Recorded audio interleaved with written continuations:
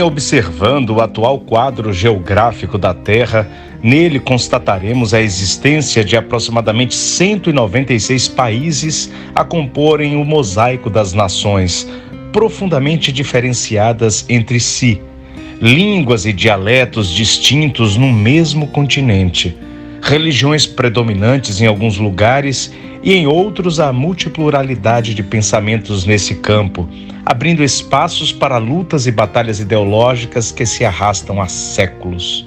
Hábitos e costumes edificados ao longo de milênios, divergindo de lugar para lugar, sugerindo sempre muito respeito e cuidado do visitante e turista para não incorrer em quebra do decoro ou ofensa gratuita a padrão vigente no ambiente em visita.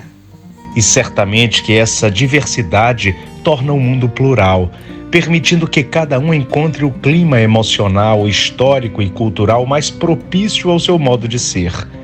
Isso também exige que, na atual movimentação de culturas no planeta, seja por motivos de êxodo urbano, guerras e conflitos armados que fomentam o aparecimento de milhões de apátridas e exilados, a intolerância religiosa que constrange alguns a deixar seu torrão natal para buscar terreno mais compatível com seu pensar e proceder em lugares distantes.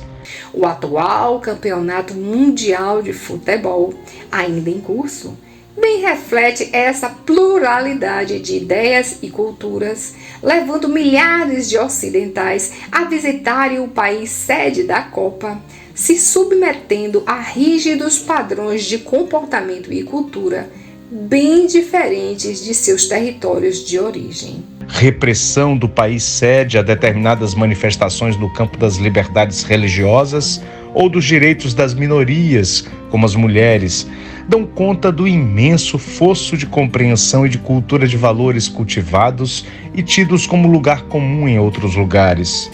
Mas permite que convivamos cerca de 30 dias com o nosso semelhante, tendo o esporte dos gramados como motivo principal, em sabendo que devemos respeito e consideração quando acolhidos e abrigados na casa alheia.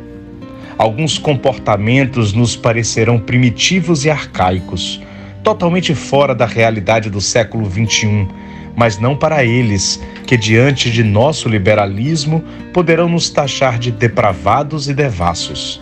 Tudo é simplesmente um ponto de vista.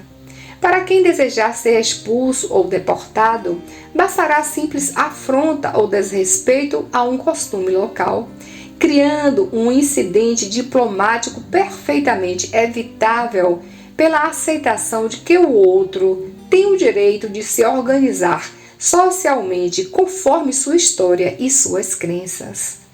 O impacto desses eventos de grande porte somente serão assimilados ao longo de décadas ou séculos, quando surgirá uma safra de cidadãos sedentos por liberdade e emancipação de grilhões políticos ou teológicos, ansiando fruir uma liberdade que seus pais não tiveram. A permuta entre culturas distintas enseja a revisão de conceitos que vai solapando pouco a pouco a mais atrasada, obrigando-a a rever dispositivos de lei a fim de que seus filhos possam respirar outros ares. A identidade cultural permanece, mas o intercâmbio entre os povos abre campo para que fronteiras antes inexpugnáveis possam ceder espaços que fomentam a mudança de ideias, ensejando o progresso intelectual e moral das raças.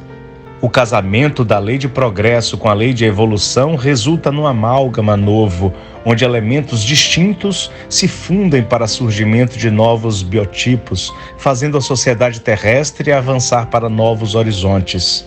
O tempo torna-se a preciosa ferramenta divina para que a humanidade alcance seu desiderato no tempo de Deus. A nós outros importa cultivar o respeito, o que não significa conivência com a cultura visitada. Dela, extrair os melhores valores sem imposição dos nossos. Contribuir de alguma maneira para que os indivíduos sejam respeitados, não importando a sua condição profissional ou sexual. Valorizar as iniciativas que promovam a convivência pacífica entre diferentes. Dialogar sem anátema com aqueles que esposam princípios religiosos ou filosóficos esdrúxulos ou antagônicos aos nossos. Outra não seria a conduta do Cristo se fisicamente estivesse entre nós na atualidade. Visitaria todos com sua habitual lhaneza de trato, tanto conversando com perseguidos quanto com perseguidores, atento ao que cada um tivesse de melhor. Novos Zaqueus o hospedariam, onde ele recordaria ensinos já ministrados e não entendidos. Dialogaria com gente de má vida, insuflando renovação de ideais. Buscaria socorrer sem exigir adesão aos seus postulados. Adentraria mesquitas e sinagogas, igrejas e santuários com o mesmo respeito de outrora.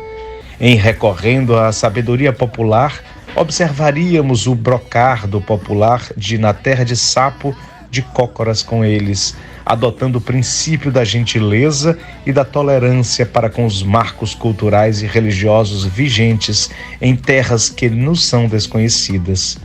Somos a grande família humana, residindo no mesmo condomínio planetário, onde alguns residem em grabatos de miséria e outros em resorts de luxo. Favelas coexistem lado a lado com bairros nobres, estradas esburacadas margeiam rodovias asfaltadas em condições impecáveis, uns de carroça, outros em veículos de milhões. Mas ninguém pode sair do planeta por enquanto, buscando moradia em outro orbe. A tolerância no padrão de cada um é ato de sabedoria, permitindo que na convivência possamos ir nos influenciando uns aos outros, modificando as condições degradantes, alterando as leis contrárias ao bem-estar dos povos, desidratando a tirania e ofertando liberdade de pensar e ser a cada criatura, a fim de que decida o melhor rumo que dará aos próprios pés. Até lá, que ninguém retire do lugar uma cerca colocada sem saber antes por que ela foi colocada ali. É medida de bom senso. Marta, página mediúnica do Espírito Marta, psicografada pelo médium Marcel Mariano, no dia 11 de dezembro do ano de 2022, Salvador, Bahia, Brasil. Entretanto, por mais que se tenha cifrões e cifrões no banco, o indivíduo não poderá solucionar problemas íntimos, que somente o amor, a esperança, o perdão, a gentileza, a humildade são capazes de carrear para o indivíduo. Então o otimismo não é ter, o otimismo é acreditar que existe um lado bom em toda circunstância, em toda pessoa. Investir na banda boa de todas as situações, mesmo quando elas se mostrem perversas.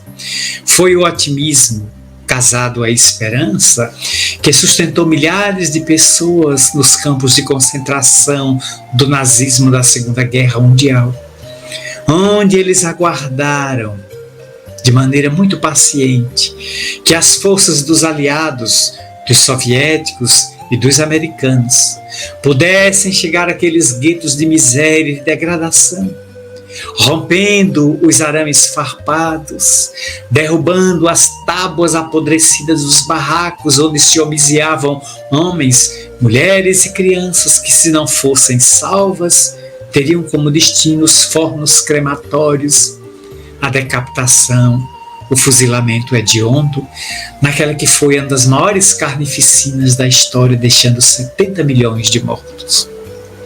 O otimismo daqueles indivíduos lhes assegurou sobrevida e um tônico íntimo para que resistissem à atrocidade daquelas criaturas profundamente infelizes e perturbadas que fizeram da baioneta e do fuzil extensão do próprio corpo.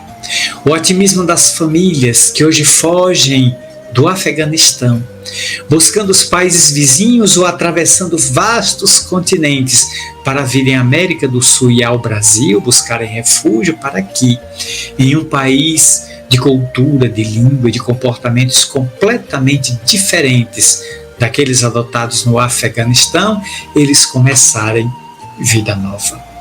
Mas quando eles estão imbuídos de otimismo, eles vencem. Eles superam as dificuldades, com o tempo acomodam-se à língua portuguesa, é riquíssima no seu vernáculo, na sua constituição íntima. Eles conseguem entender os nossos comportamentos e condutas e hábitos completamente diferentes dos deles e se adaptam, porque sobretudo são acolhidos e encontram aqui o favo da liberdade, que aquele momento difícil político do seu país não consegue lhes ofertar de momento. Eis porque o Natal se nos afigura a festa otimista, porque a cada ano essa criança celeste abandona o sólio de luz, as regiões luminosas do empíreo, e tomando veste física, mergulha outra vez na gruta e na manjedoura simples, vem nos acordar para o momento da renovação íntima, da crença sincera, da fé legítima, da solidariedade e da fraternidade para com todas as criaturas. E ouvimos outra vez o cânticos dos celestes anjos que descem à terra para acordar homens e mulheres para a realidade da vida transcendente. Glória a Deus nas alturas, paz na terra, otimismo e boa vontade para com todas as criaturas.